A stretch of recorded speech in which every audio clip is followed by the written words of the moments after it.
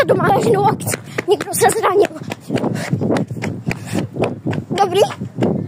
Já to zlomila ruku. Ty jsi zlomila. Já nevím, protože nemůžu ani hejbat. Zkus to.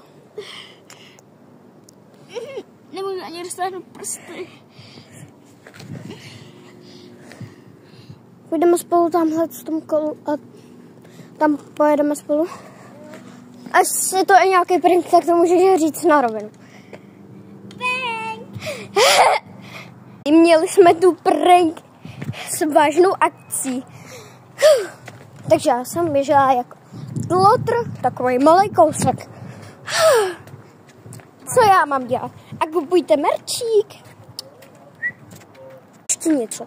Pokud nemáte odběr ani like, tak to běžte rychle dát, jinak vás vystraším pod postelí.